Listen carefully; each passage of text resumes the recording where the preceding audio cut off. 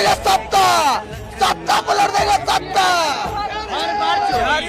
बार होता, दो बार होता, तीन बार, 70 मरतबा कैसे होगा? और जंतर मंतर में मीडिया दिखा नहीं रहा सच।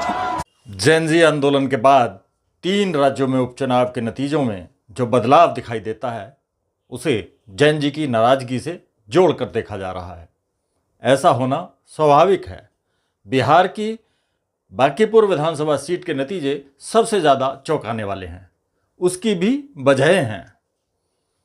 पहली वजह जो सबसे ज़्यादा चर्चा में है कि ये सीट बीजेपी अध्यक्ष नितिन नवीन की पुश्तैनी सीट मानी जाती है।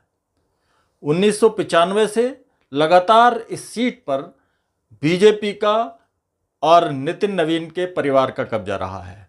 2005 से तो खुद नितिन नवीन को ये क्षेत्र अपना विधायक चुनता रहा है, उससे पहले उनके पिताजी को। वजह चर्चा के लायक तो है ही, लेकिन फिर भी इसे मैं सतही मानता हूँ। दूसरी वजह इस सीट पर सवर्णों की बहुतायत है।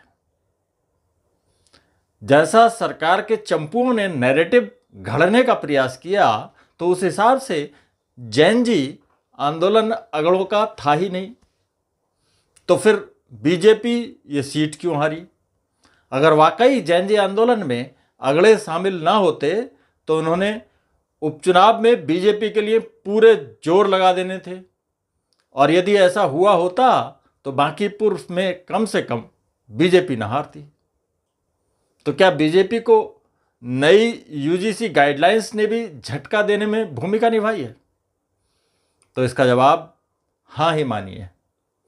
वैसे जेन ज़ी आंदोलन से जो संदेश निकला है उसका मतलब साफ है, ये किसी वर्ग विशेष का नहीं बल्कि हर जात और समाज से आने वाले युवाओं का रोष था और है भी।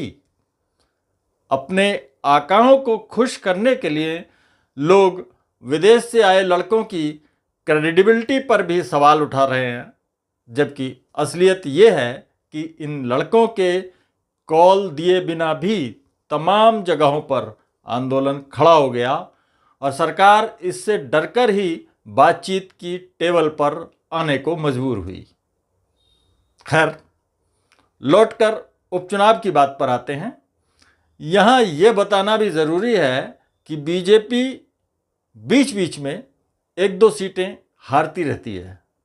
वजह उसकी जो भी हो, इसमें बहुत हैरत की ज़रूरत नहीं है और विपक्ष को भी अति उत्साह में पड़ने की ज़रूरत नहीं है। हालांकि अगले साल होने वाले विधानसभा चुनावों में बीजेपी के लिए खतरे की घंटी तो बज ही गई है, खासकर यूपी में। यूपी में क्यों? इसकी कई वजह हैं। सीएम योगी की गुजरात लॉबी के साथ खींचतान पहली और बड़ी वजह। दूसरी वजह राम मंदिर चढ़ावा चोरी और तीसरी वजह है यूजीसी गाइडलाइंस।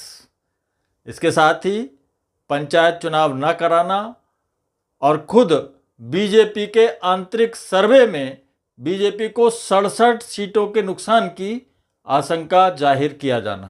समाजवादी पार्टी यदि 2024 के लोकसभा चुनाव की तरह सामाजिक समीकरण साधने में कामयाब रहती है तो योगी जी की हैट्रिक खतरे में पड़ सकती है। हालांकि तमाम पार्टियों के बीच गठबंधन से क्या नए समीकरण उभरेंगे आने वाला समय बताएगा, लेकिन बांकीपुर के परिणाम पैटर्न बदलने के संकेत तो हैं ही। ये विश्लेषण आपको कैसा लगा कमेंट बॉक्स में ज़रूर बताइए और ऐसे ही ताज़ा तरीन विश्लेषण सीधे पाने के लिए हमारे चैनल को सब्सक्राइब करना ना भूलें।